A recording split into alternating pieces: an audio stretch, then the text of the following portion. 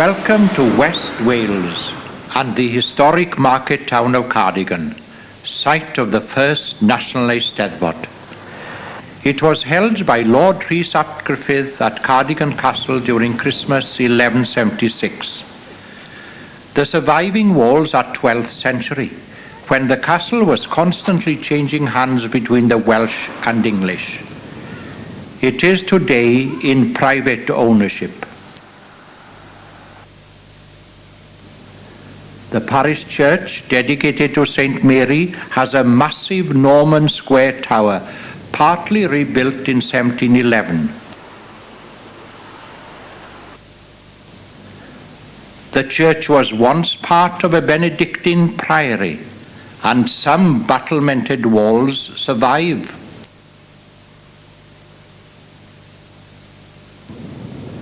The sanctuary was founded by Gilbert de Clare sometime before 1158.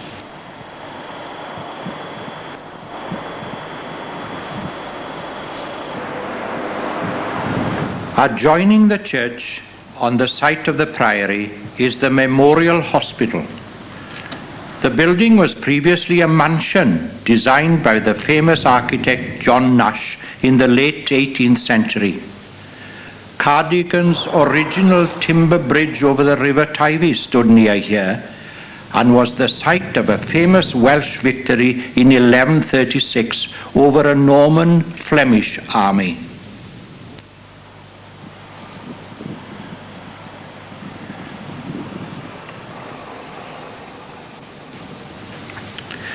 From Finch's Square, visitors can take buses all over the area.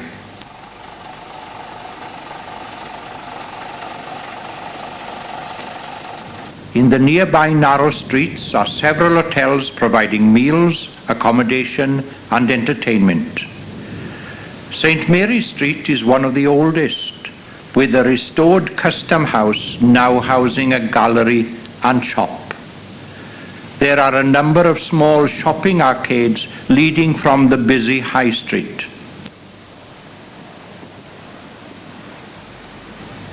Here you will find banks, offices and the main retailers.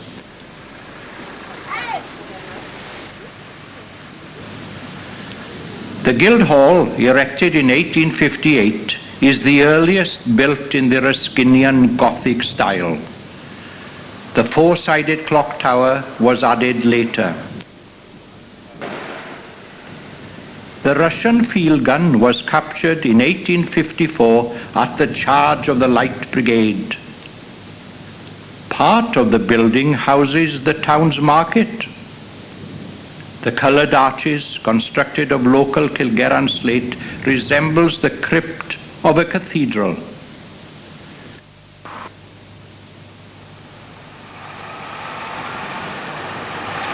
In Pendray, there's a number of ancient inns. Tabernacle Welsh Presbyterian Chapel is one of the most attractive architecturally. Bed and breakfast accommodation is available in some of the large town houses. Standing above the Mulden Brook in an old abattoir is the town's theatre. Victoria Gardens is a good place to rest and relax, taking in the sweet fragrance of the flowers. Here we can remember the brave men of the town who gave their lives in 2 world wars. There's a popular bowling club where members and visitors can partake in a little gentle exercise.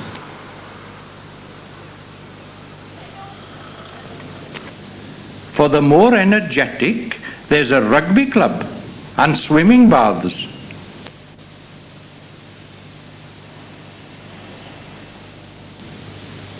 On the southern bank of the Tywi stood Cardigan railway station, where the surviving station building and goods shed are used by local businesses.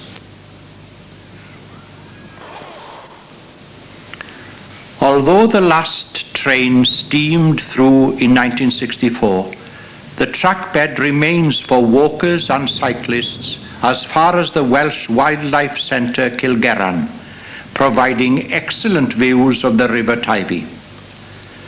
Adjoining the old station is the livestock market held every Monday.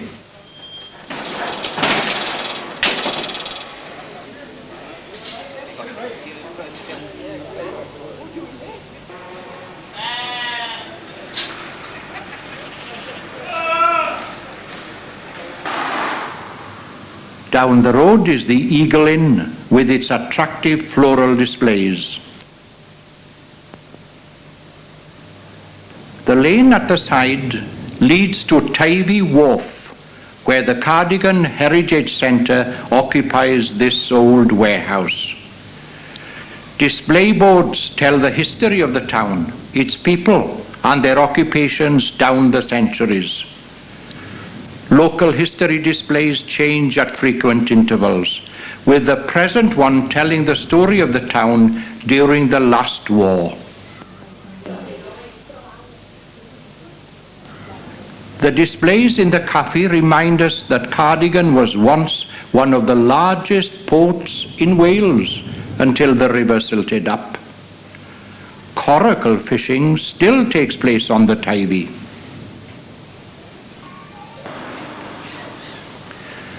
Across the river is Cambrian Quay. A walk up the steps takes us into David Wilson's studio gallery. Kent-born, he has been living in Pembrokeshire since 1981. For the past 30 years, he has been painting with acrylics, watercolours and oils. Inspired by the natural beauty, his paintings bring this locality to life.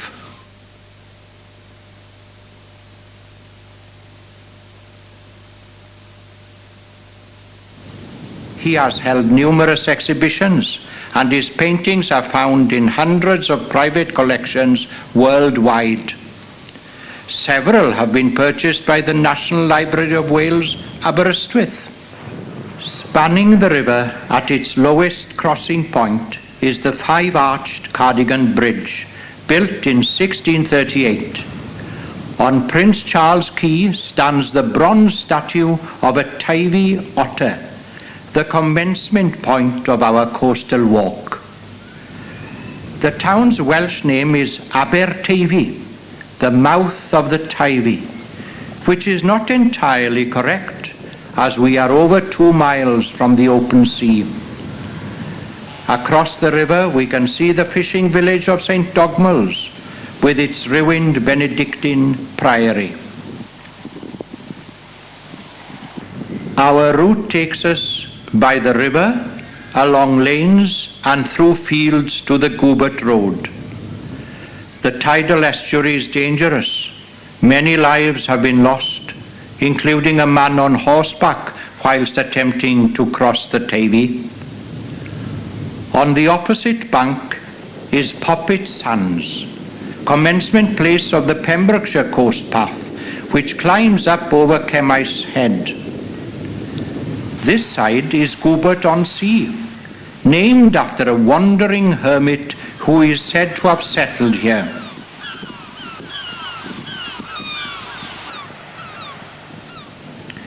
A footpath takes us over the cliffs to the Coast Guard station. Opposite are 2 high-class hotels providing excellent meals and accommodation.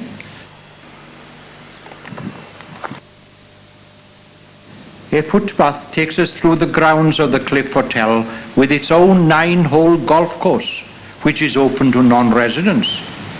If you overshoot the green, there's no chance of retrieving your ball.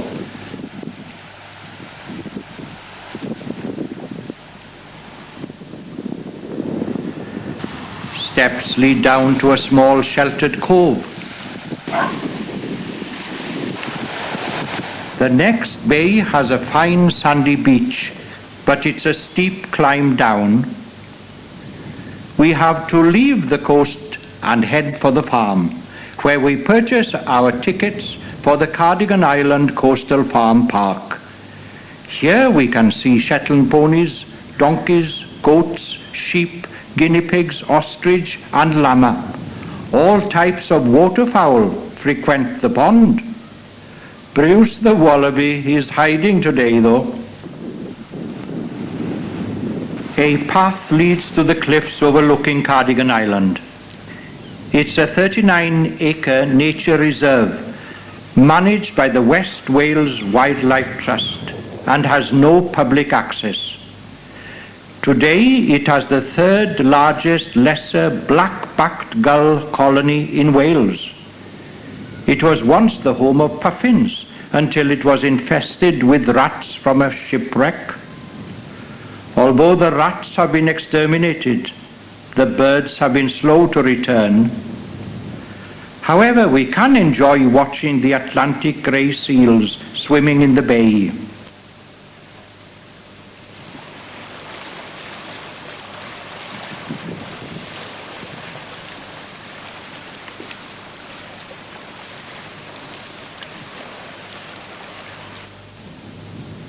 The cliffs northwards are not accessible to the public.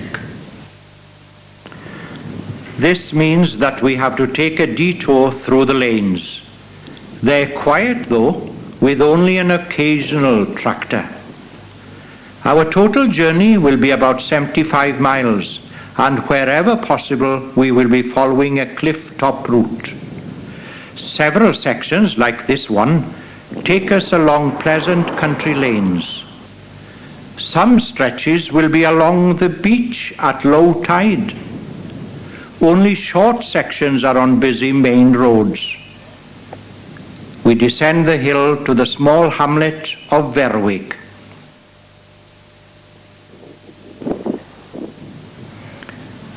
Our route continues past a number of farms, a landscape virtually unchanged for hundreds of years.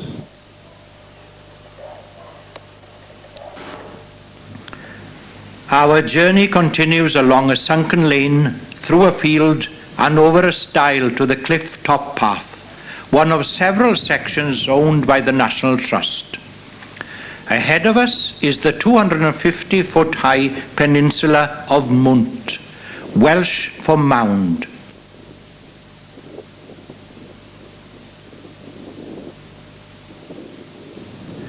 The sandy beach is sheltered and shielded from the winds by the headland.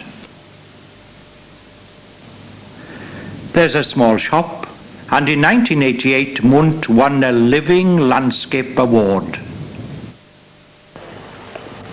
The lime kiln dates from the days when limestone was landed here to avoid the extortionate tolls charged on the turnpike roads. The small whitewashed Holy Cross Church dates from around 1400 and has been erected on the site of a Celtic church dating back to the 5th century.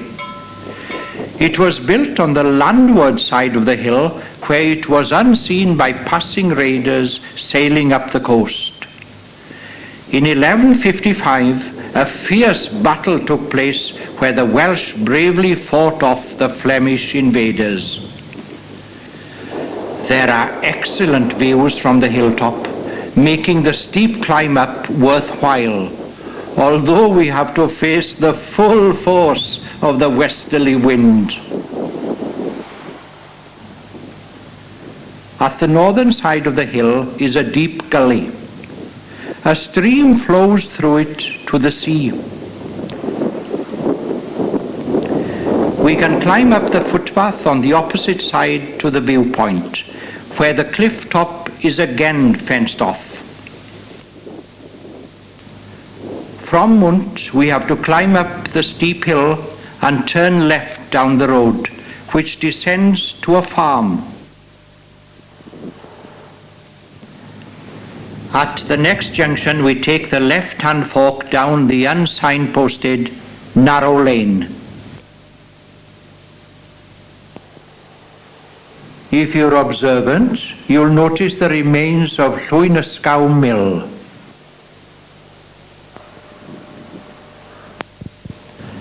The rusty water wheel survives intact, but only the crumbling walls of the mill remain.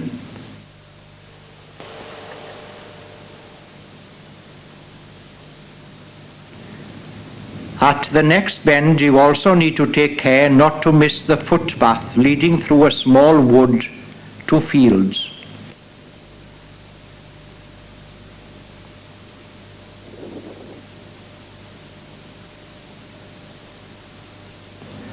After crossing a few stiles, we come to a deserted farm where the old-fashioned machinery has laid silent for many a long year. We continue up the farm lane to the road. The reason for our diversion is due to the coastal section being owned by the government.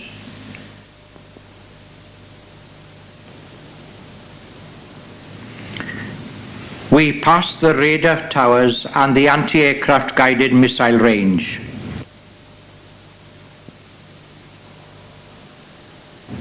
At Barclin, we continue on the main road as far as the footpath sign.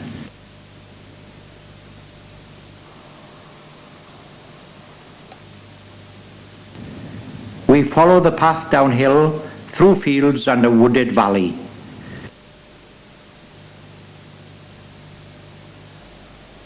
It's good to get away from the noise of the traffic.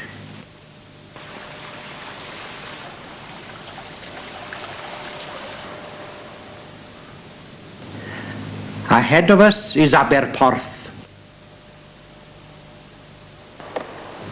The footpath ends at a lane which we follow down the hill and over the stream to the sandy Dolwen beach.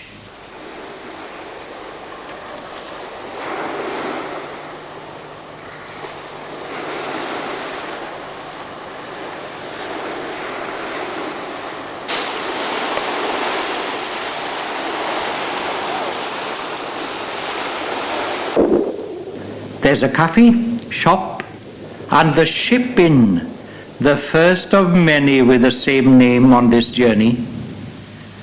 Dyffryn Beach is larger, and in the 19th century was busy with trading vessels of all shapes and sizes, unloading goods for the village.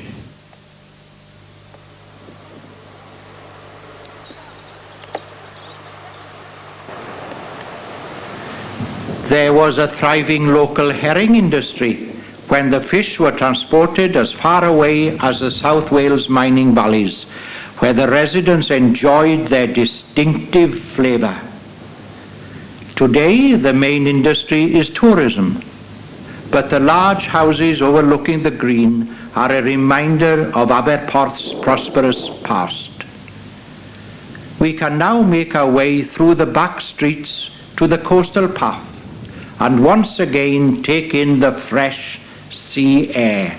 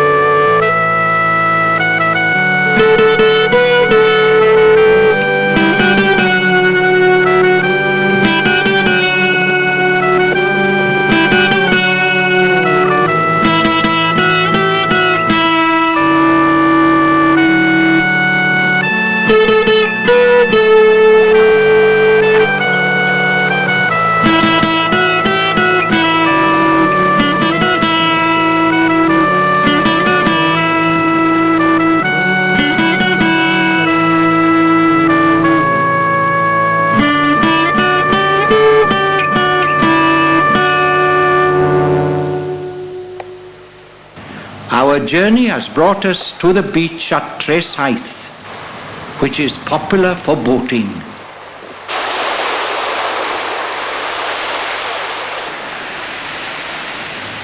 It takes its name from the River Syth, which cascades over the cliffs at the far end of the beach. People travel from miles around to marvel at the sight, which has been popular with artists for many generations. It's safe for bathing, and in 1998 won a Seaside Award from the Tidy Britain group.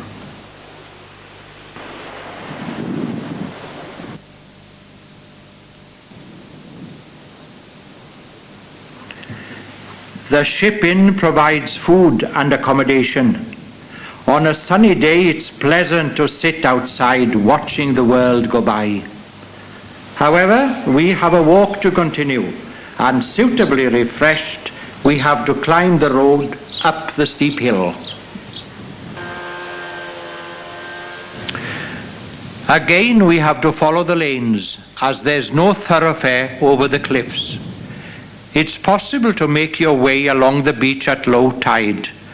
However, extreme caution is needed, as the tide can come in quickly, cutting off some of the headlands. Our route takes us past Pembryn Organic Cheese Factory and the Golden Fleece, where hand-knitted garments are produced from their own kid mohair.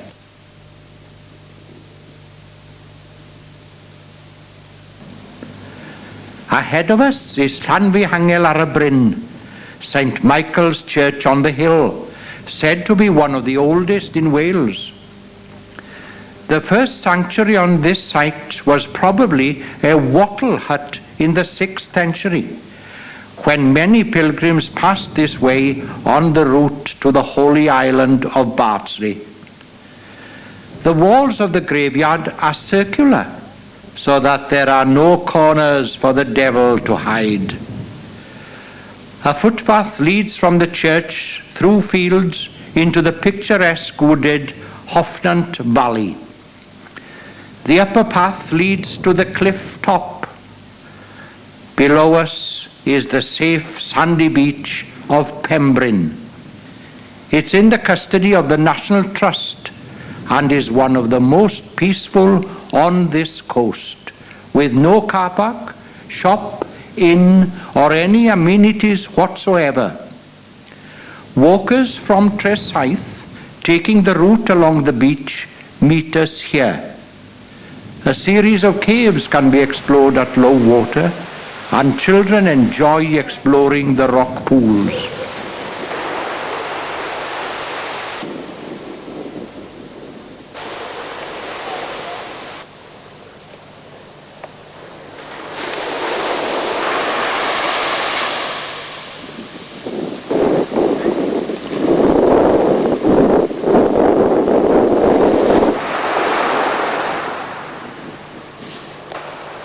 Flowing into the sea is the tiny river Hoffnant. Our journey continues from the footbridge up the steep wooded valley.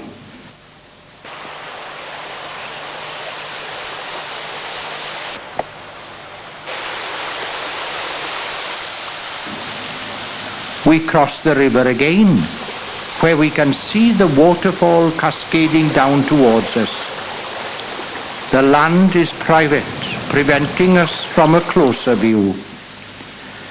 We climb the steps to the car park, which has a cafe, toilet, and information board.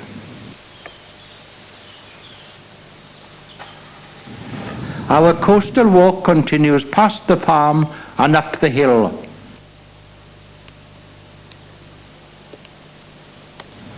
At the top, we're rewarded with views back to Tresaith and Aberporth.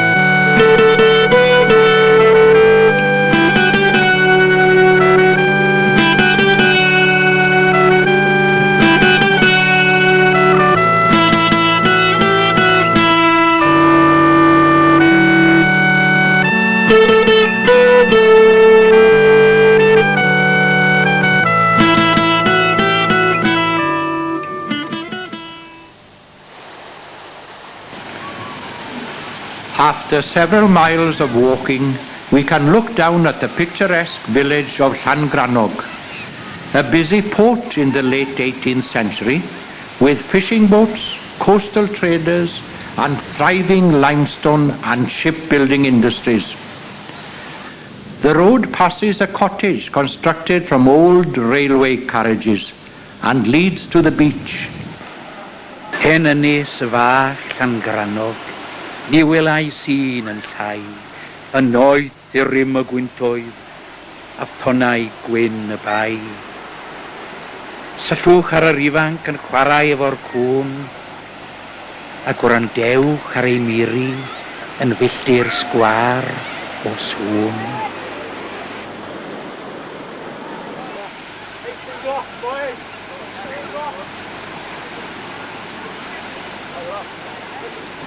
The shop provides all the needs of the visitors, and, as expected, there's a ship inn with a similar wall painting to the one seen at Tresaith.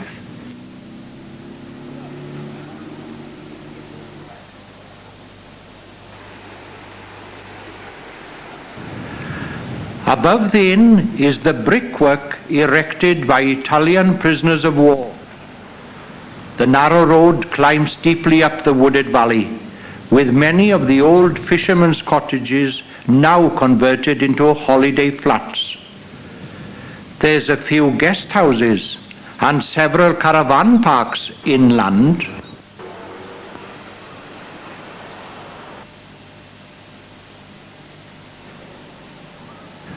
The larger properties were the residences of sea captains and ship owners. The small community garden is lovingly cared for by the residents. Llangrannog takes its name from Saint Carantoc, who travelled as far afield as Cornwall and Brittany. He is said to have built a timber church here around 500 AD. The present St. Crannog's church is relatively modern, dating from as recent as 1885, but houses many treasures dating back to Norman times. The twin bell-coated tower is an attractive feature. The post office overlooks the small river Hawen. The water from the falls was once used to drive the wheel of a woolen mill, now just a ruin.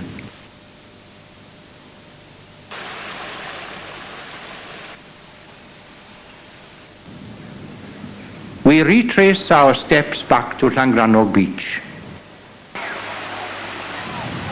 In the bay is Cardiganshire.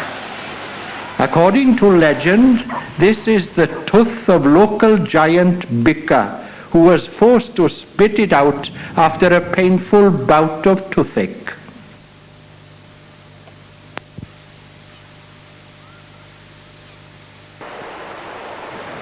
We climb up the steps from the beach to the coast path.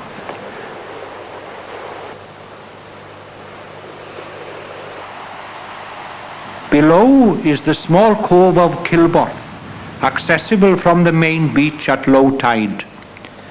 Ahead is Pendinas Lochtin, the site of a Celtic hill fort. The path skirts the edge of the fort towards the peninsula of Ynys Lochtin, owned by the National Trust.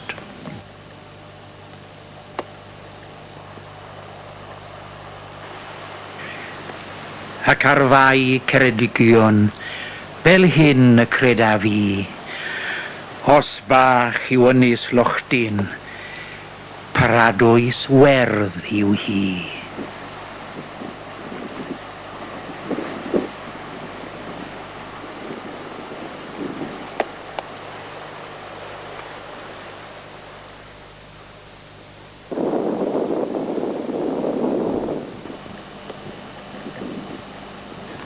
This is the largest section of the Ceredigion Marine Heritage Coast and stretches for 10 miles from Tresaith to New Quay Head. It extends for 1 mile out to sea and was the first area in Britain to receive this recognition. A number of display boards tell visitors of the variety of wildlife to be seen. Our path leads to Urdd Gobaith Cymru, the Welsh League of Youth. It opened in 1932 and receives 15,000 visitors a year. The annual Eisteddfod is the largest youth festival in Europe. The camp, one of two in Wales, provides a whole range of activities for the youngsters. The views of the coastline have provided inspiration for many a young poet. Although we have to take a diversion inland, we can share the poet's thoughts and visions as we continue on our way. O anfon gramau dy fwy'n golomen gorywch y diliw I gyrchu deilen. Til dethau'r wenol yn ôl ar heilwen I leisi airwyd a iamol seren. Tafolad y ffliwt felen, negro'r gerdd, a tharo gyngerdd ar eithar gangen. Tyrd a welerin i'r tir doliris I adfer hyder I brodd I frodis. Croesed y sianel dy gawod felis a etil ofid y gwynt o lefis. Benisio croeshawis, tawdd yr ia ac ymlid eira'r cymylau dyrus. Ond y mae newid ymlaen I awel, a lleiad arall ar y llwyd orwel. Fe gwyd y bustich I pennau yn uchel, a Francio o ffroeni y cyffro anwel. Mae llais rhyw gymell isel, yn dangos y ffordd i'r hos ac I ffwrdd o'r hysel.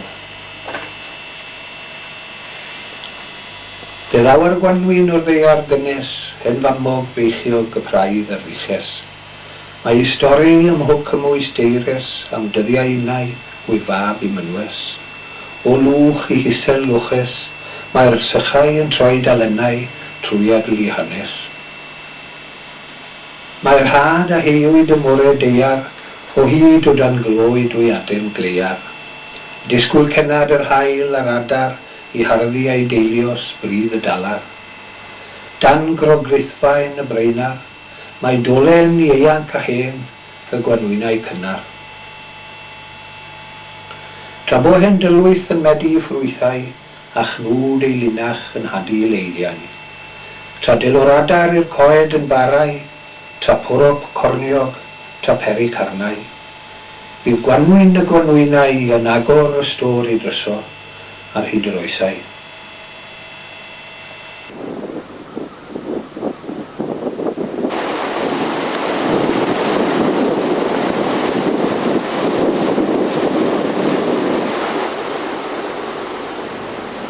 Our journey through the lanes has brought us to a wooded valley.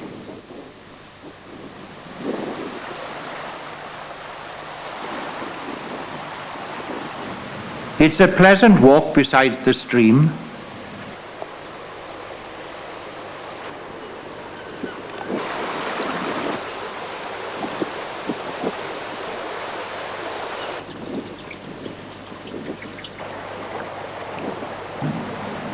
We pass a few cottages and follow the stream to a shingle beach.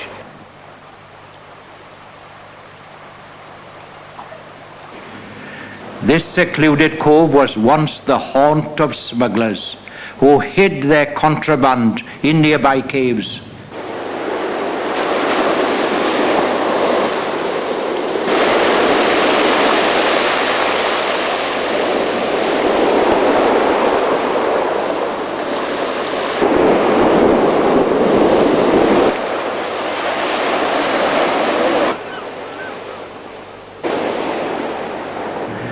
This is Cwm Tiddy, and the solitary lime kiln is well preserved.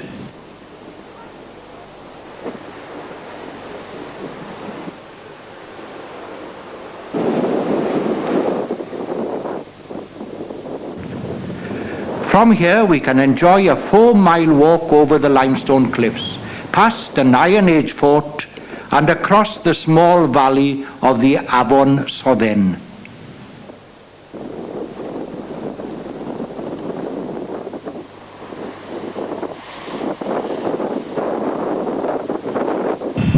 Hyd loriau deiar daw hael o'r diwedd, yw thir yw sonir un fath ar llynedd. I thonog erwaid a'n lith yn gorwedd a'r eidionau yn byw ar ei dannedd. Fe ddaw mai a gwellau gwedd, a chaethion y diogwnion yn ei digonedd. Fe daenau hirder dros bob pryderon, a chladdu gloes dan ei chloddiau gleision. Nid yw'r geiafain dim ond oer gofion yn haerni bythwyr yr hen obeithion. Beth yw gofal y galon mwy i mi, a rwy'n yn heini, a'r draen yn wynion. Pan lasor awyr beth yw llafurwaith, na chwysi tolciog, na chwys y talcwaith. Yn yr hael gwar, hwyl yw gwaith, a minnau yn egni olau, yn ugain eilwaith.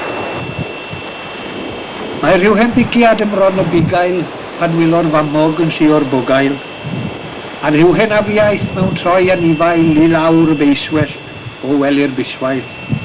A noderin dyn y dail, uwch y fro yn hwyr solffeio, uwch silffowiau. Y môn y regin, mae hen rywogaeth. Yn hwf y gwerid, mae hen fagwraeth. I'r oen a'r ebol, mae hen fabolaeth, ac yn ei hysgyrn, mae hen gynhysgaeth. I minnau neu hwsmonaeth, mae'n yr hos rhyw swyn yn aros, sy'n hun a hiraeth. Tra bo cyw i'r ddeiryw yn ail ddeori, ni bydd i ffydd gael ei diffoddi. Bydd gŵr di orffwys yn torri cwysi, ac yn y gleien bydd og yn gloewi. Bydd gwanwyn a bydd genni'n dragywydd, a'r glaw o'r mynydd yn treiglo'r meini.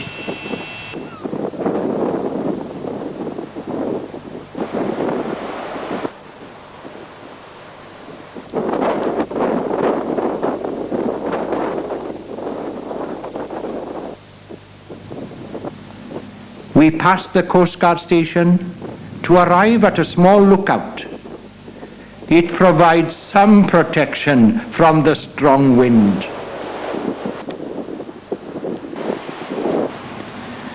Below us is Bird Rock.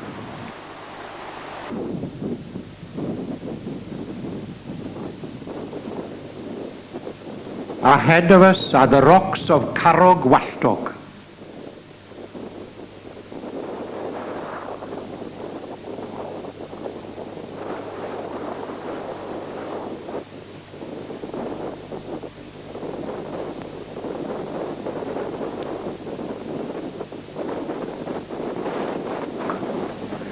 From the headland of Pencrieg we can see the village, beach and harbour of New Quay, our next destination.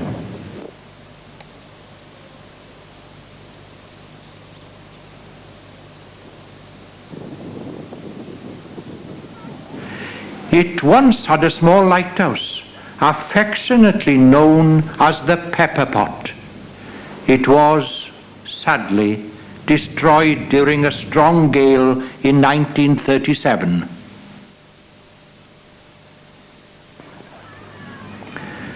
The harbour was completed in 1837, when there was a thriving shipbuilding industry which brought considerable employment to the area.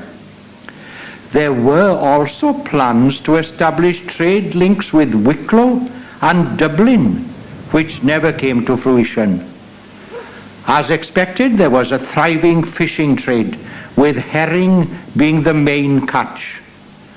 Although the industry today is small in comparison with its heyday 250 years ago, locally caught mackerel, crab and lobster is still very much in demand. There's plenty of places to eat, with traditional fish and chips being the most popular. The Wellington also does superb meals. At the far side of the harbour beach is the Penpolion Pier. It has replaced the original 17th century breakwater which gave New Quay its name.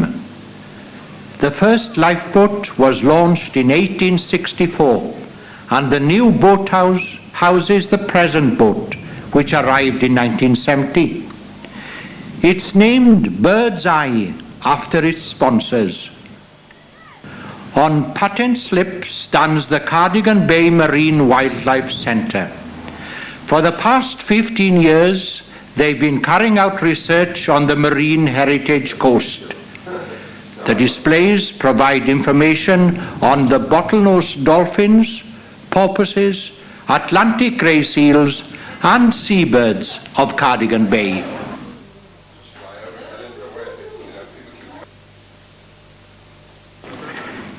Every summer, volunteers arrive from all over Europe to assist in the centre and on the boat trips.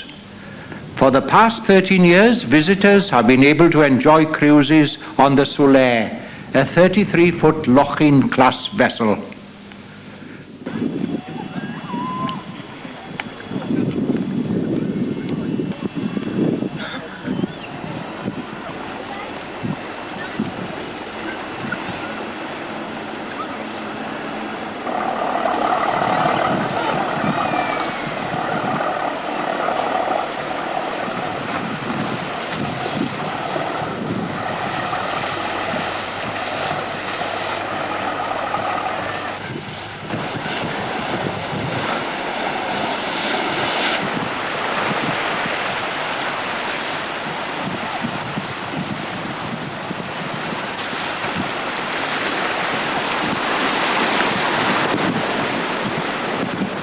We are on a 2-hour cruise taking us 5 miles down the Cardigan Bay heritage coast to Ynys-Lochtim.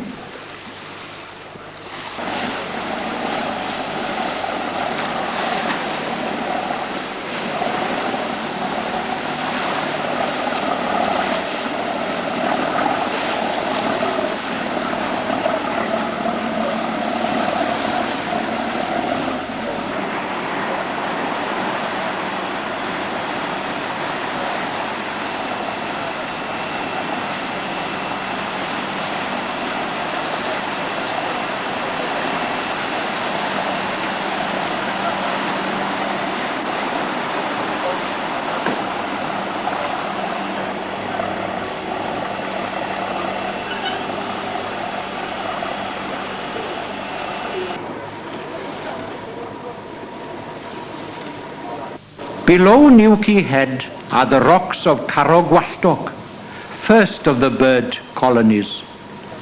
Kittiwakes are the smallest in the gull family.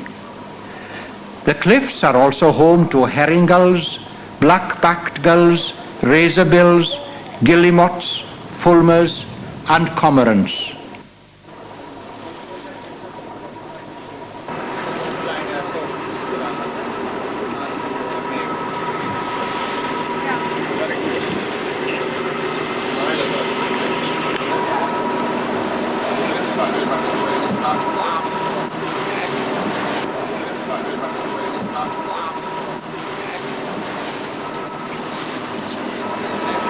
Okay, this is the second bird colony on the left here, much larger, like you can see, than the first.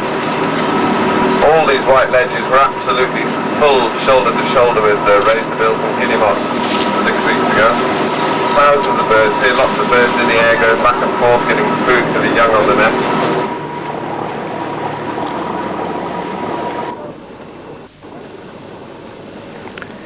This coast has also been designated a special area of conservation for 12 miles out to sea to protect the population of around 130 bottlenose dolphins.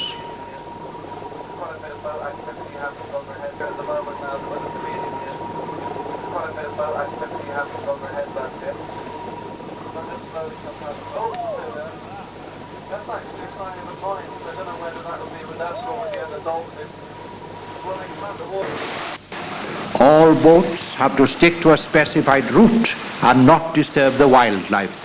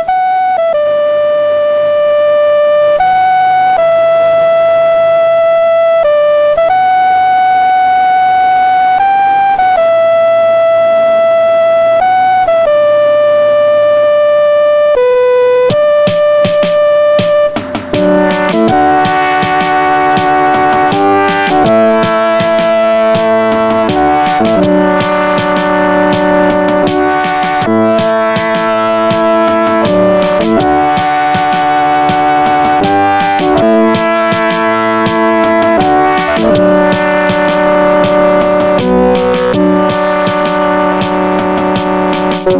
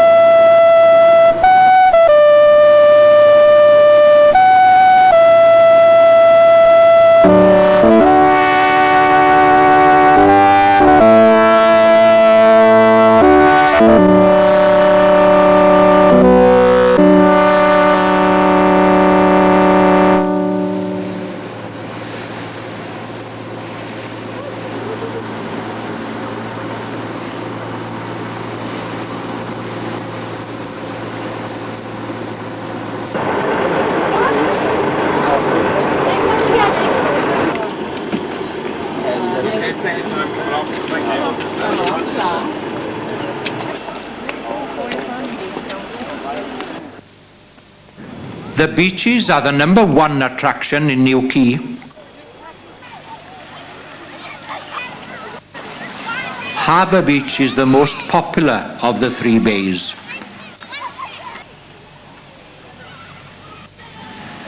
Tourism became fashionable during the Victorian era, but it has not been developed to the extent of other resorts. This is probably due to the lack of a rail connection when everyone went to the seaside by train.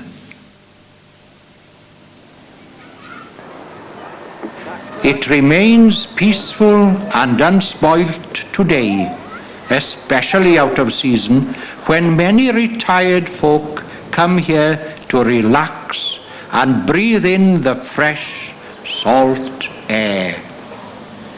In the winter months, it retains the charm of an old fishing village. Fortunately, all the holiday parks are well away from the town. The shops are well stocked to supply all the visitors' needs. There's a number of private hotels, good quality restaurants, and guest houses. The Welsh language is spoken by a large number of the local population today, where the chapel still has an important place in their lives. One famous resident from the past, who was not Welsh-speaking, is the legendary poet Dylan Thomas, who arrived here in September 1944.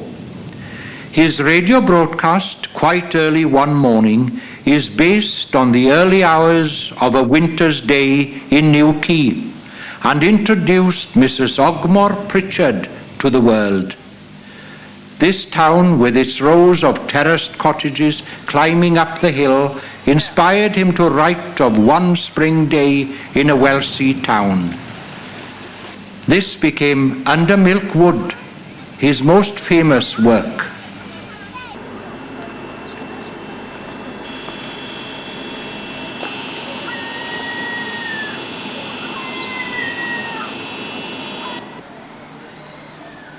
Dylan met many friends in the Black Lion. One incident on the 6th of March 1945 was to make headlines in the news of the world. A disagreement occurred between Thomas's group and Captain William Killick, a commando who had been operating in Greece behind enemy lines. His wife Vera was Dylan's benefactor and an old school friend. Dylan was best man at their wedding. Later that night, Killick arrived drunk at Madjoda, the Thomas's residence, with a submachine gun, He fired 2 bursts of bullets through the asbestos walls and threatened to let off a hand grenade. Fortunately, no one was hurt, but he was arrested for attempted murder. The trial took place at Lampeter Crown Court 3 months later. There was tremendous local support for Killick, who was regarded as a hero. He was acquitted due to lack of evidence, and the Thomases were forced to leave New Quay. We have followed in Dillon's footsteps the 1.5 mile walk from the Black Lion to Majorda. The asbestos and timber bungalow has been rebuilt from Dillon's day. A plaque quotes from his poem, "The force that through the green fields drives the flower." His short time here was a prolific one, for he completed many famous poems together with film and radio scripts from his shack at the edge of the cliff overlooking New Quay Bay. From Majorda we can continue with our coastal walk. It's only a short stroll down the lane to Llanina. The church is dedicated to Saint Ina, an 8th century Wessex king, said to have been shipwrecked here during a winter storm. The first chapel was erected in recognition of the local people who rescued him and repaired his ship. The present church, built in 1850, is in the grounds of Llanina Mansion, where Dylan Thomas stayed on many occasions before he came to live at Majorda. A footpath leads to the small beach at Aberllethi. If you wish, you can walk here along the beach from New Quay at low tide. We follow the river Llethi to Llanina Woods. It's a picnic site now. The village was deserted many years ago, and the crumbling stone cottages are a silent reminder of a once thriving community. The mill too is a ruin.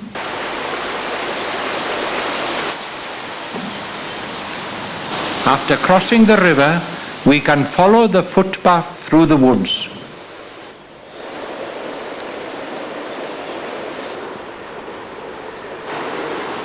After a short distance, we return to the lane, leading down to the beach of Cay Bach, Little Quay Bay.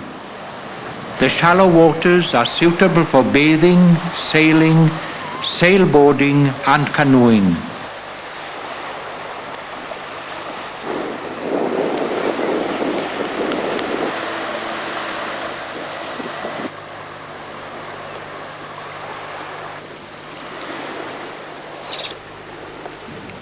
At the northern end of the pebbled beach, we can take the path up the hillside.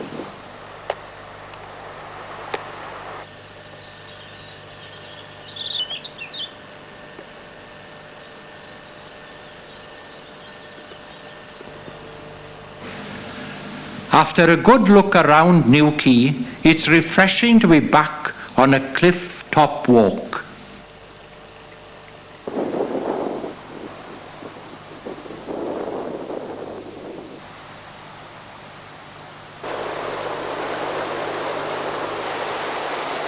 One unique experience of this coastline is the rivers and streams which flow to the cliff edge and cascade down to the beach.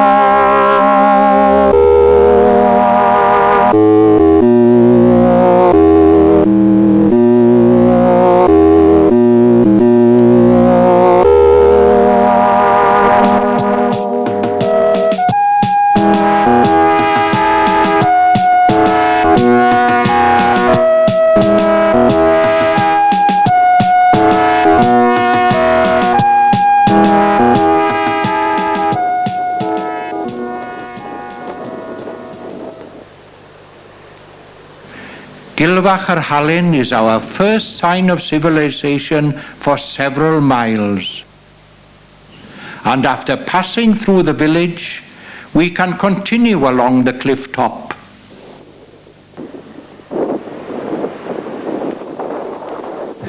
This stretch of coast is full of ups and downs.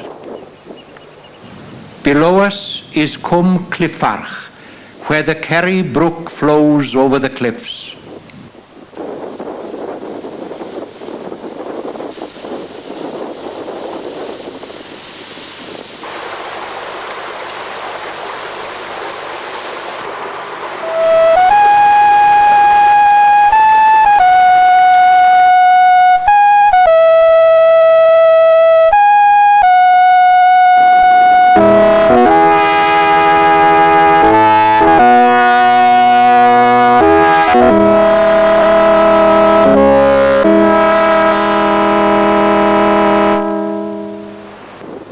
Ahead of us is the town of Aberaeron.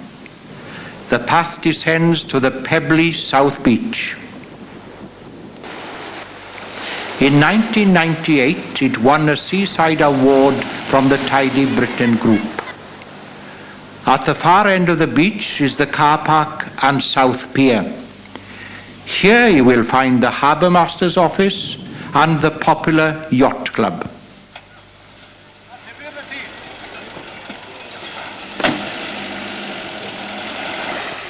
The harbour, constructed in 1807, was financed by the Reverend Alban Thomas Jones Gwynn.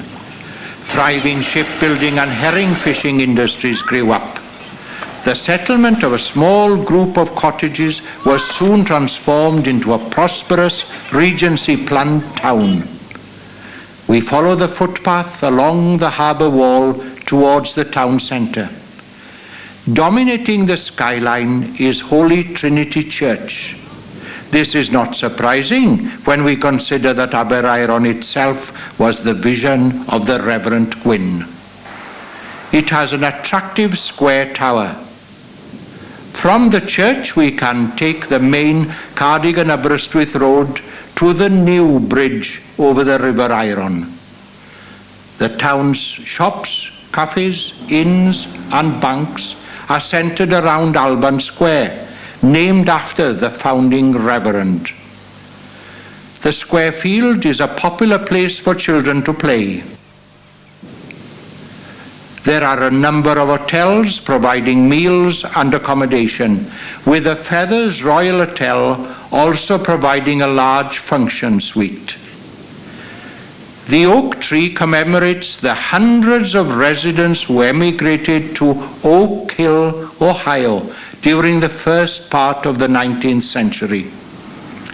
Leading from the square are narrow streets, all with English names, like Albert Street and Water Street.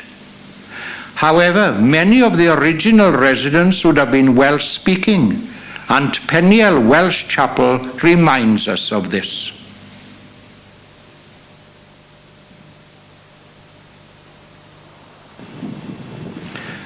Aberaeron Craft Centre was once a range of traditional farm buildings.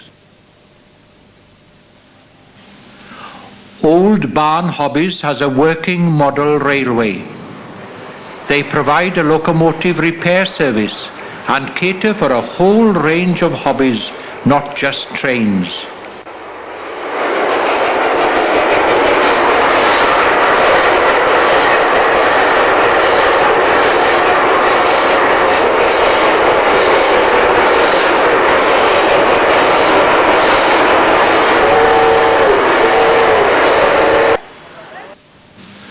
Altogether, there are 18 craft workshops, a bistro and sheltered gardens.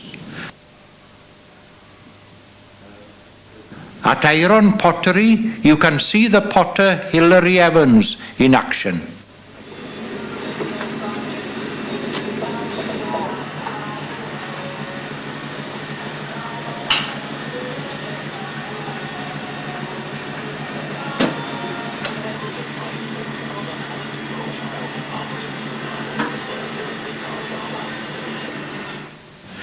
The handmade earthenware are finished with colourful glazes, and every item for sale has been produced here. Frost-resistant terracotta garden pots are also available.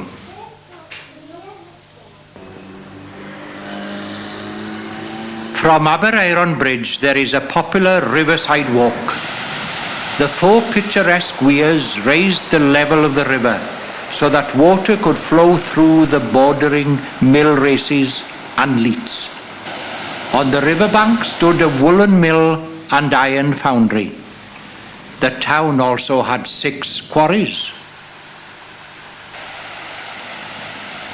After crossing the river, you can join the cycleway up the Iron Valley. It follows the track bed of the old Aberaeron to Lampeter railway line, which closed to passengers in 1951 after just 40 years of service. After crossing the river, we continue down the lane to St. Non's Church, Llanercheiron. It was built to provide a place of worship for the residents and employees of the adjoining Georgian Welsh gentry estate. After all, we're 2.5 miles away from Holy Trinity Church, Aberaeron, and there was no railway line then. From the church, a footpath leads through the parkland of the Llanercheiron estate, now in the custody of the National Trust. The house, designed by John Nash in the late 18th century, is currently being restored.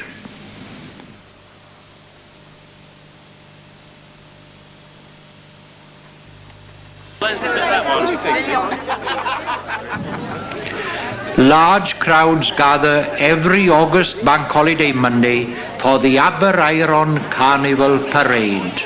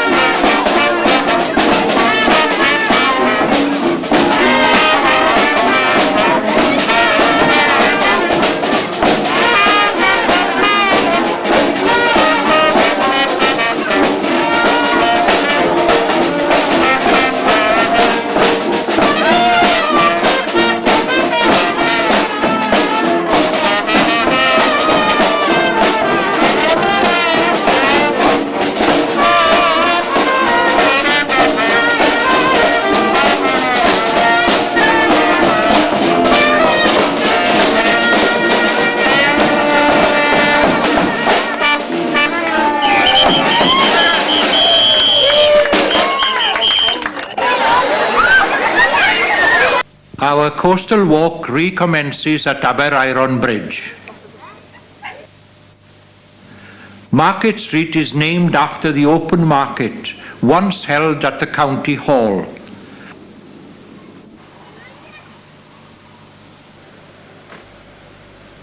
The 2- and 3-storied elegant Georgian mansions are painted in a variety of colours. In Cardigan Place are a number of guest houses overlooking the small sheltered inner harbour of Pwllcam. At the Hive on the Quay, you can stop to see the bees or just taste a honey ice cream. On Quay Parade are the Tourist Information Office, Harbour Master Hotel and Sea Aquarium.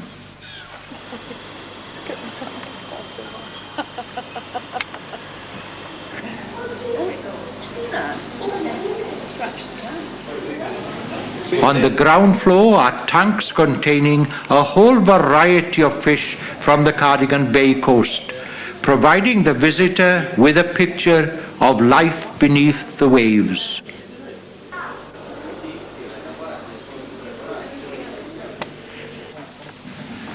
Upstairs are marine interpretation displays on the heritage coast and special conservation area. There's also a gallery with photographs of old Aberaeron taken by Percy Lloyd on glass plates in the late 19th century.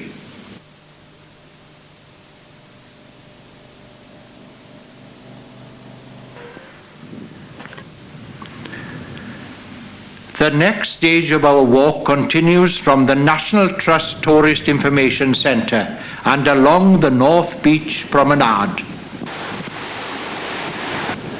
The pebbled beach is safe for bathing. As the cliff path has eroded away, we have to continue along the beach. The cliffs here are low-lying and consist of soft boulder clay and grit. After a mile's walk, we come to Aberarth. We have to leave the beach and make our way into the village. The small hamlet has some attractive cottages constructed of local stone and pebbles.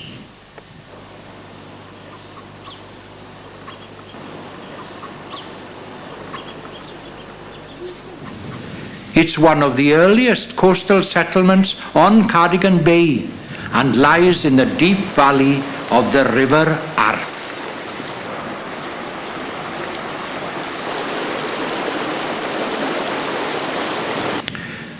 After crossing the river, we make our way back to the beach.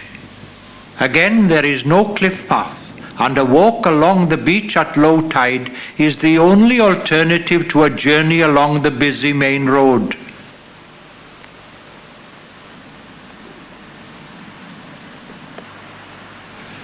The cliffs are a mixture of boulder clay and grit, mixed with stratas of limestone.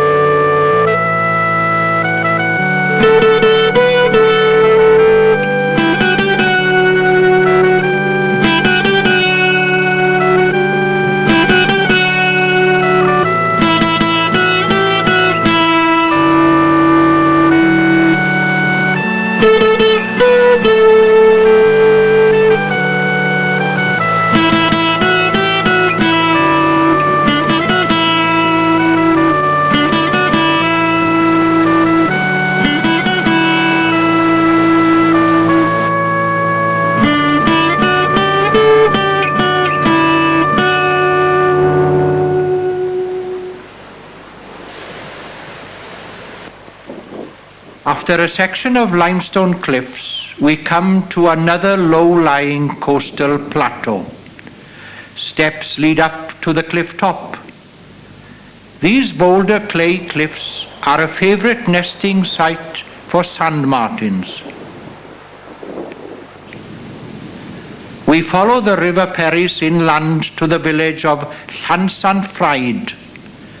The church, with its 13th century tower, is dedicated to Saint Fried, more commonly known as Saint Bridget or Saint Winifred. She is said to have passed this way from Glastonbury during the 6th century with the Holy Grail. A footpath leads from the church through fields to a nature reserve at Craiglas. Here are 4 lime kilns in good repair. Limestone was burnt in the kilns to provide lime for the fields known as Morfa Esgob, Bishop's Meadows, where the system of farming has been unchanged since medieval times. The footpath descends to the beach at Llanrhystyd, once the site of a thriving shipbuilding industry.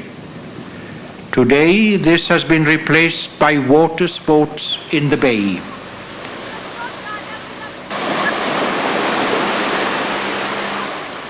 The safe sandy beach is popular with children.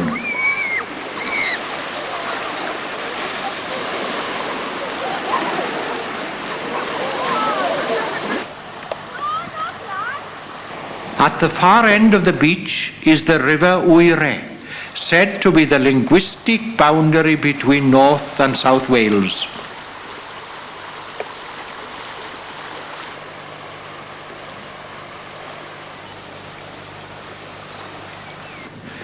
We have to follow the river a mile inland before we can cross it at the village of Llanrhystyd, the halfway point on this section of our walk from Aberaeron to Aberystwyth. The church, dedicated to St. Rhystyd, has an unusual buttressed tower and broad spire. It was added to the original tower when the church was rebuilt in the 19th century. We know that there was a settlement here in the 10th century as the Vikings invaded in 988 AD and destroyed the village. 2 hilltops nearby were occupied in the Iron Age, with Caer Penrhos being the home of the North Walian prince Cadwaladr ap Gruffydd during the 12th century.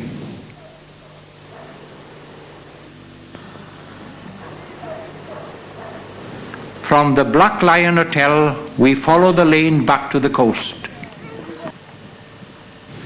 A walk through Pengarreg Caravan Park takes us on to the coastal path.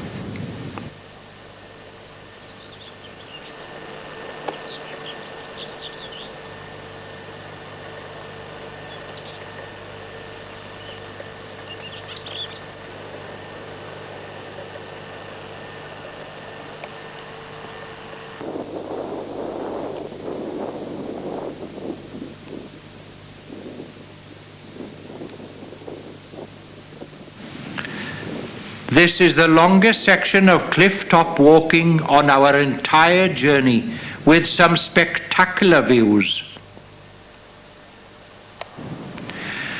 We pass Penderry Nature Reserve, a 12-hectare site of special scientific interest, part owned by the West Wales Wildlife Trust.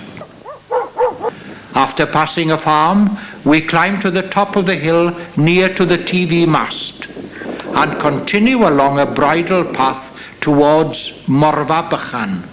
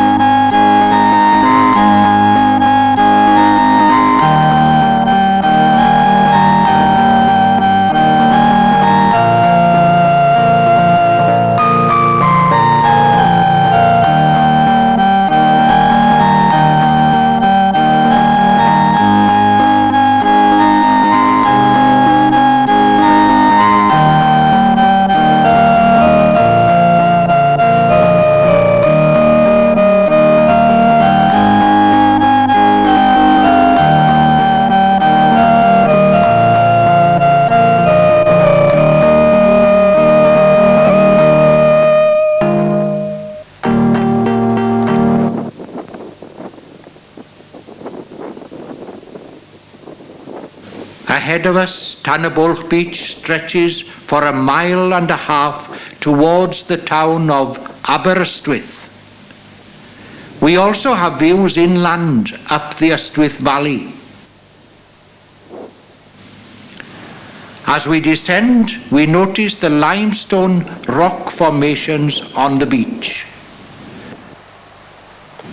The hill is Pendinas, with a Wellington monument on the summit. It was erected to commemorate the Battle of Waterloo, but was never finished, as it was intended to have a statue of Wellington himself. There are excellent views all around us. Pendinas also had 2 Iron Age forts, with the surviving banks and ditches of the South Fort being best preserved on the landward side. The hill is popular with paragliders when the wind is blowing from the right direction.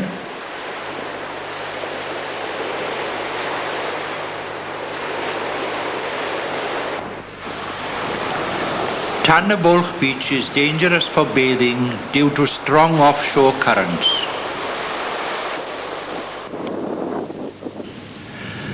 Above the beach, the River Ystwyth flows below Pendinas on the last mile of its journey to the sea.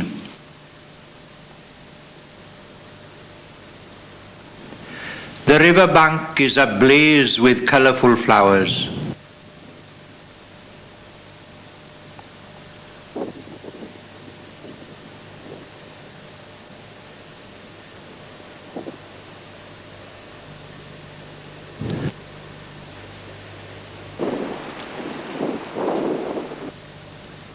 The river flows under the bridge into Aberystwyth Harbour. At the far end of the beach stands the breakwater with its small lighthouse. We can look across to the timber jetty with the wind full in our faces. The lifeboat is fighting against the elements to reach a vessel in distress.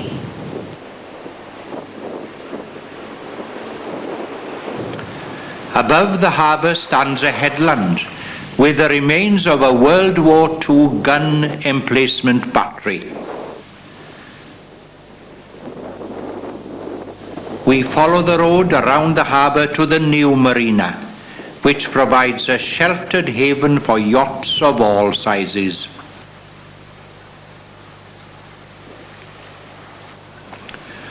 Overlooking it are the new luxury apartments.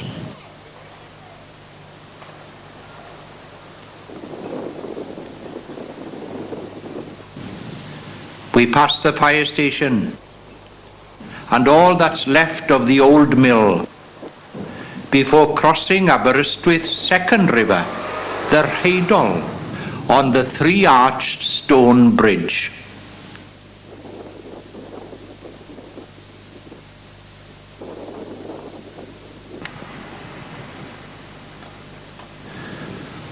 On the northern bank of the Rheidol is the town quay, where the fishing vessels are moored.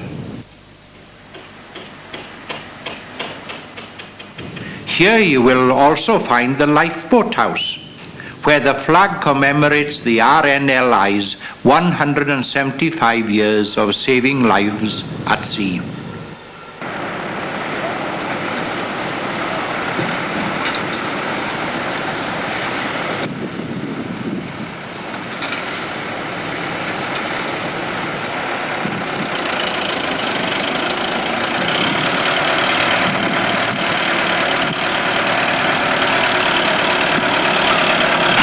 After a routine voyage, the lifeboat requires the assistance of a tractor to ascend the slipway.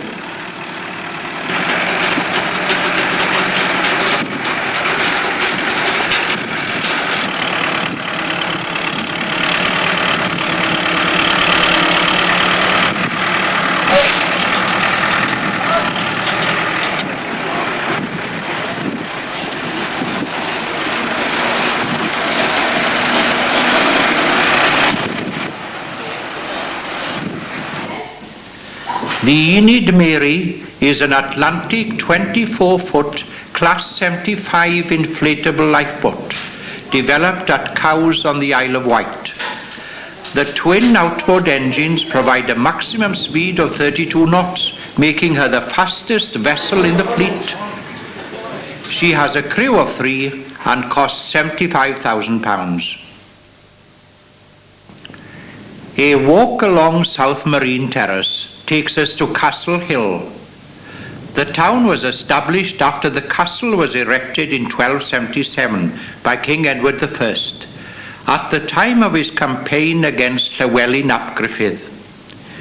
It successfully resisted an attack from Rhys ap Meredydd, but fell to Owain Glyndŵr in 1404, who held it for 4 years. At this time, Owain Glyndŵr was crowned Prince of Wales, and he held his parliament at nearby Machynlleth. Prior to the Civil War, a mint was set up in the castle, using silver and lead from local mines. After a siege, the royalists surrendered to the parliamentarians, and the castle defences were blown up. Inside the inner ward is the stone circle commemorating the visit of the 1916 National Eisteddfod to the town.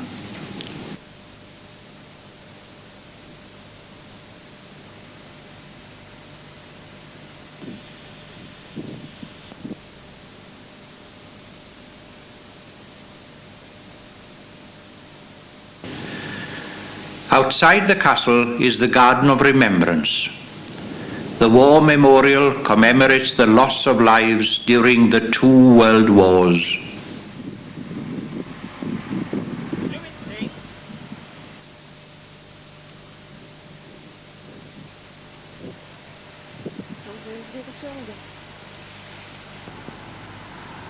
This fine building was built in 1860 by Thomas Sevin, the railway pioneer, as a luxury hotel.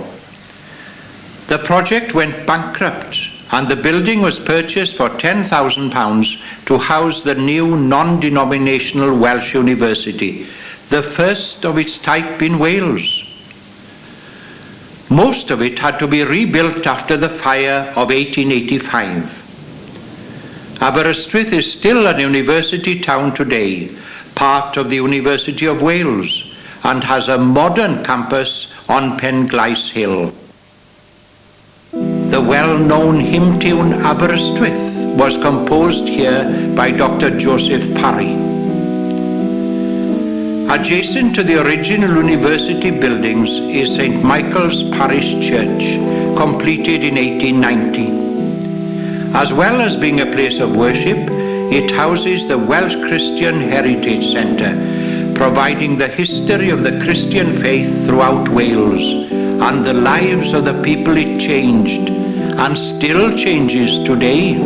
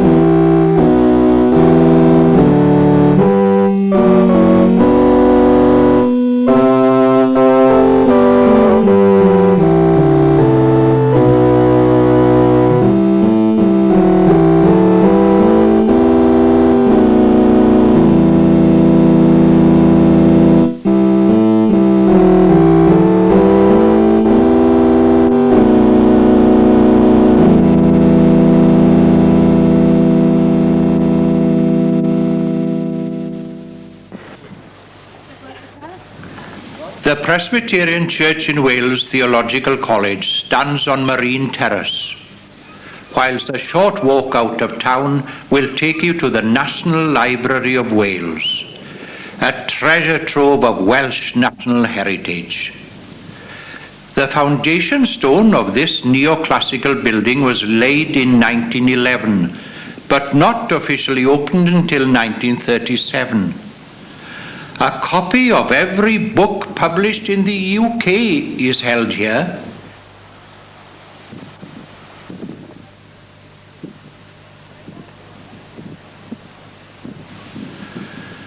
Returning to the seafront, the Royal Pier is one of the most popular attractions.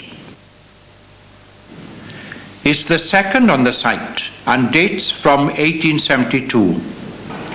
All the usual range of entertainments are here, together with an ice cream parlour, Indian restaurant, inn and video hire shop.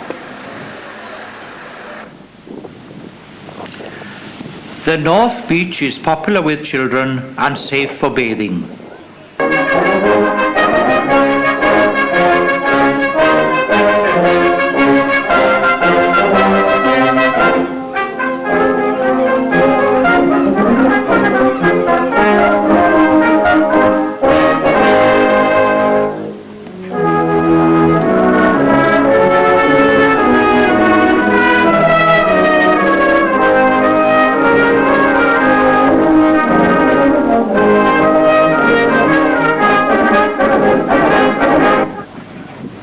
The ice cream satisfies everyone's taste buds.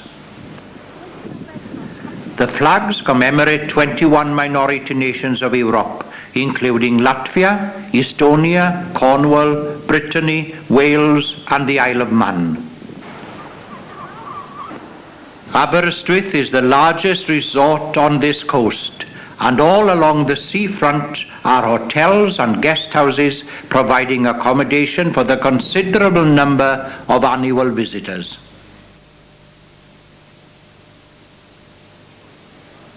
Adjoining the Tourist Information Centre is this fine building erected in 1905. Originally a music hall, it later became the Coliseum Cinema. Today it houses the Cardiganshire Museum, and after climbing the stairs we can marvel at its superb Edwardian interior, restored in 1983. Whilst the town's new cinema is very comfortable, it lacks the charm and character of this place. We're fortunate it's been preserved to house the local history exhibits on 3 floors. The Bowen Gallery has geological and archaeological finds from the area. There's a section on natural history and temporary exhibitions featuring local artists, which are changed regularly. A whole variety of different occupations and the life of the people are displayed.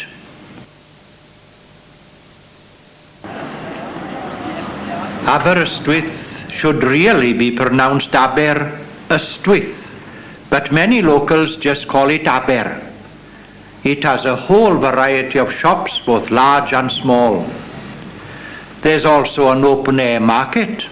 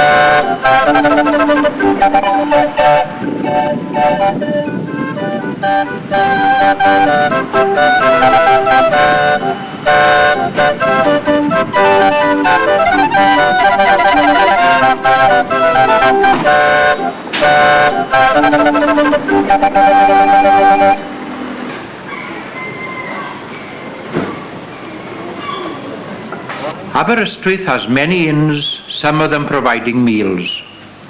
Their names tell us all about their history, with the Cambrian and Vale of Rheidol railways being two which served the town. The Cambrian coastline and Vale of Rheidol both survive, but the GWR line to Carmarthen has long gone.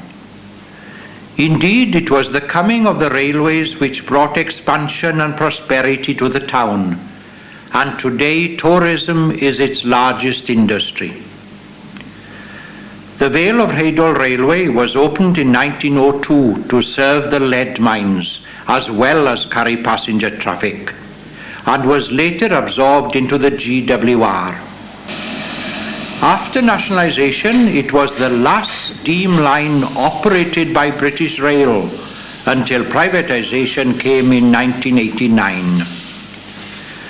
Whilst the railway operates on a gauge of 1 foot 11.5 inches, the 3262 tank engines are over 8 feet wide. They have been converted from coal to oil burning. Today's locomotive number 8 was built at Swindon in 1923 and has been repainted in her original Great Western livery. She was named Llewellyn in 1956, but her nameplate has now been removed.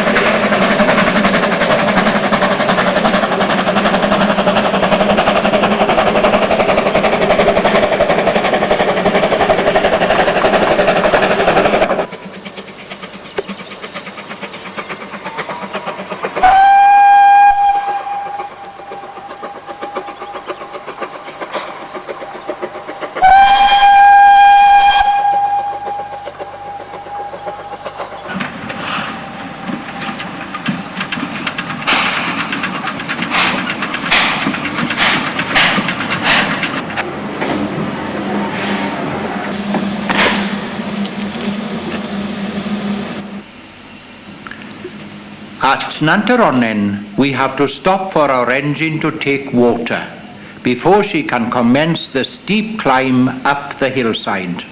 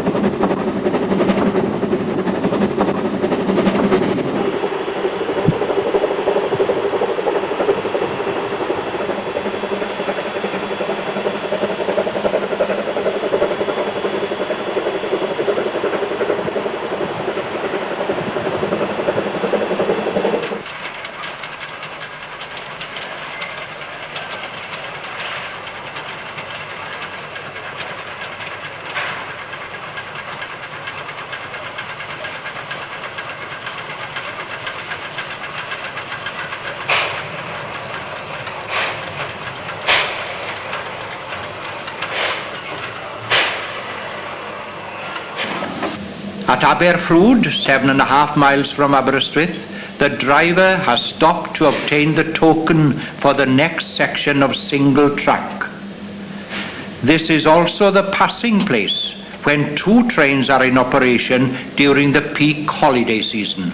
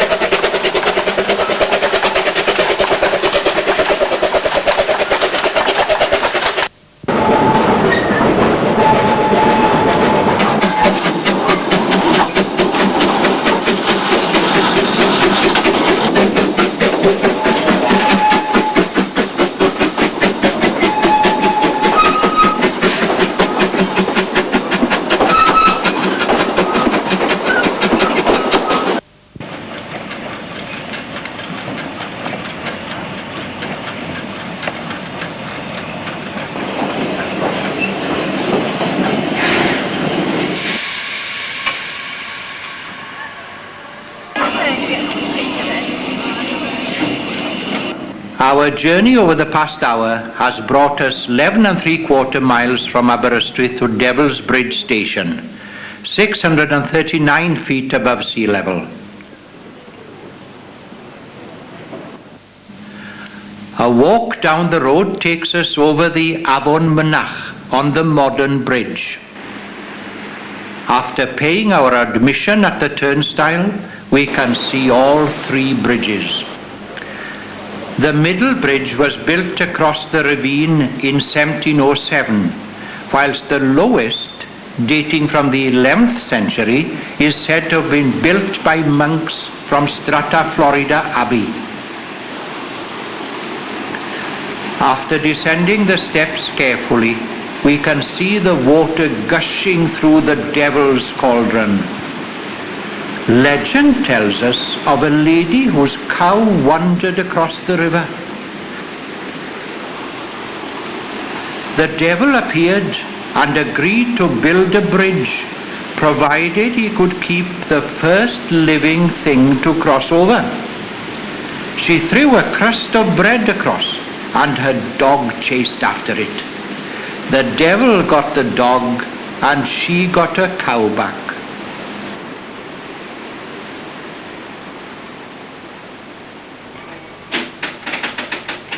If you've got time, you can also visit Jacob's Ladder and the Mynach Falls.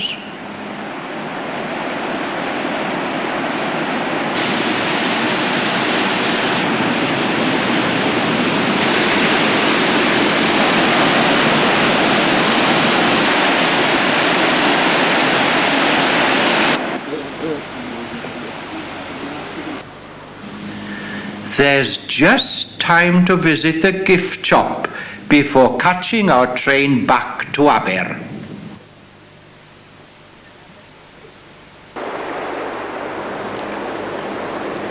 Back on the seafront, there's Constitution Hill ahead of us, and another railway to visit. The Cliff Railway opened in 1896, and the 778 feet of track make it the longest cliff railway in Britain. It was originally water operated until 1921, when the 6 compartment carriages were hauled up the hill by electricity. Today, an electronic control system has been installed, and the high tensile steel ropes carry us up the hill safely at a steady 4 miles per hour.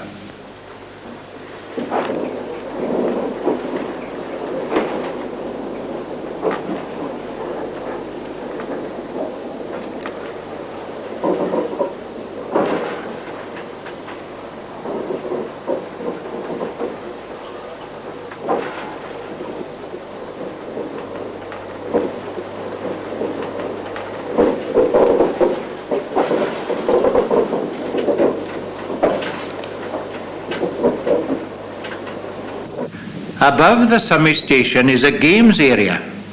Originally, this was the Luna Park, the Victorian equivalent of a theme park, with bandstands, summer houses, gardens, pavilion, and a ballroom.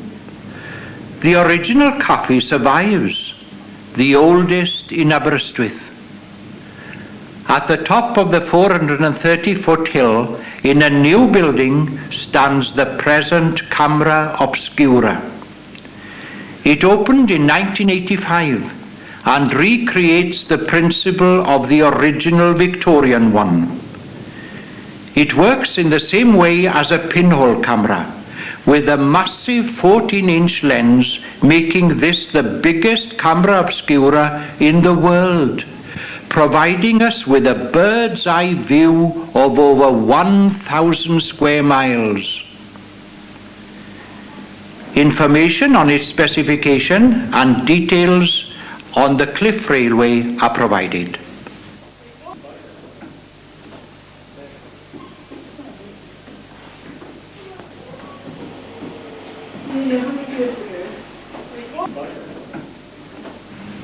There are photographs of old Aberystwyth and a well-stocked gift shop.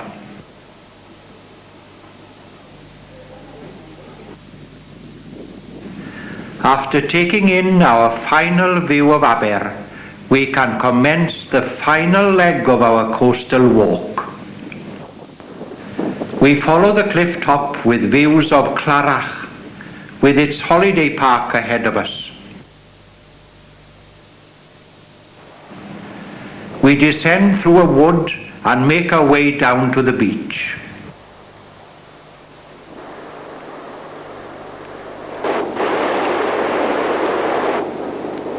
Clarach takes its name from the small river which flows through the valley to the sea.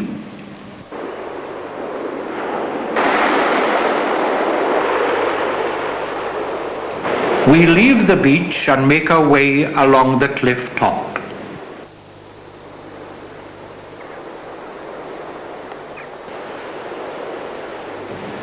The shale cliffs are crumbling, but fortunately the cliff path has survived, although we have to take a diversion in several places.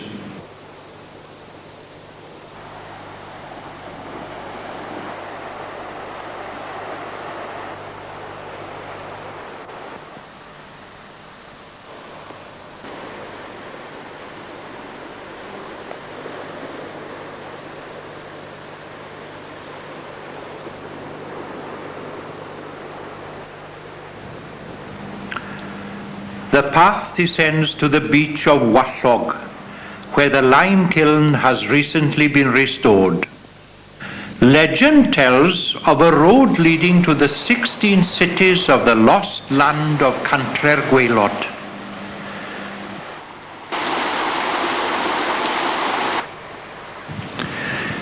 They were protected from the sea by dikes and sluices, until one night Seithenyn, the drunken keeper, forgot to close the sluice gates, and the cities disappeared beneath the waves.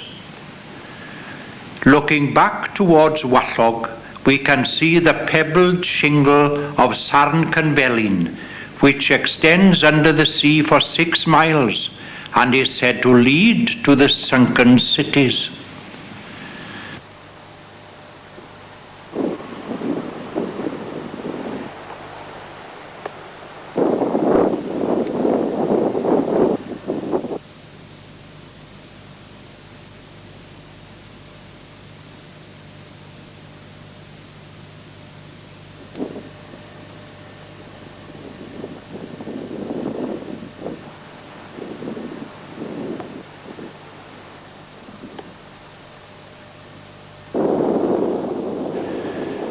This walk is tiring due to the constant ups and downs. On Cardiganshire headland, the last hill on this journey, stands the War Memorial.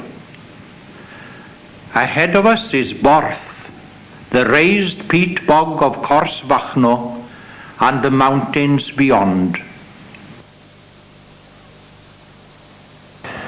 We've walked about 6 miles from Aberystwyth, and the beach stretches for another 4.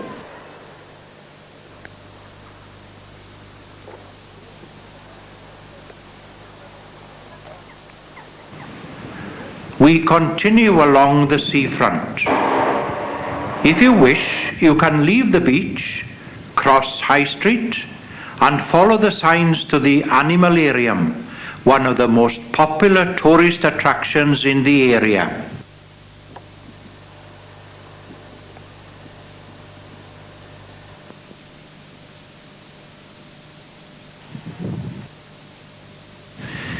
It's open daily from Easter until the end of October and houses a vast variety of mammals, birds, reptiles and invertebrates. It's a conservation park committed to the captive breeding of endangered species and part of a national program. Some of them are residents of the British Isles, whilst others are from India, Madagascar, South America, Africa and Australasia.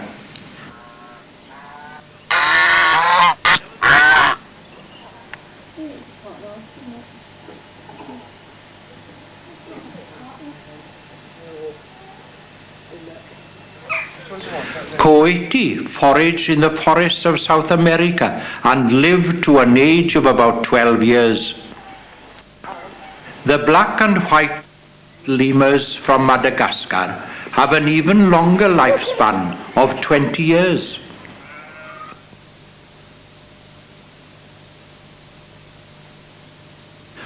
The ring-tailed lemurs live to a similar age.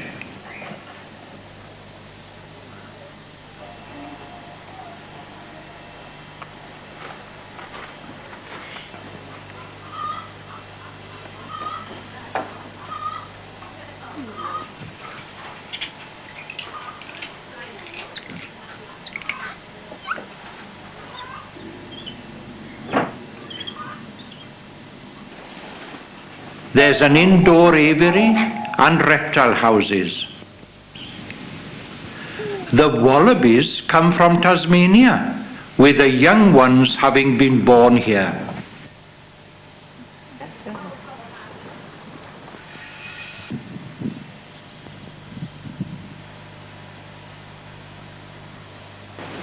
From the animalarium, a footpath leads through a farm to St. Matthew's Church.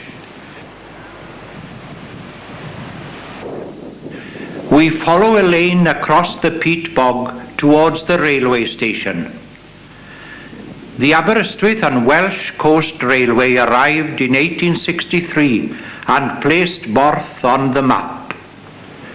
Care is needed when crossing the line.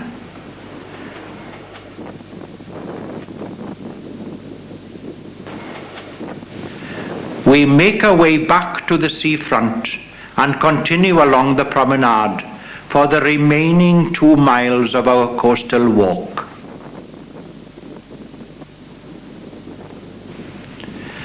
The Borth and Ynys Golf Club is the oldest 18-hole course in Wales. On the beach, as the tide recedes, we can see the remains of the fossil forest. These tree stumps are all that's left of a forest when Cardigan Bay was a fertile plain some 5,500 years ago. Beyond the golf course is the village of Ynys. We enter the sand dunes of the Dyfi National Nature Reserve, where some areas are fenced off to protect nesting birds.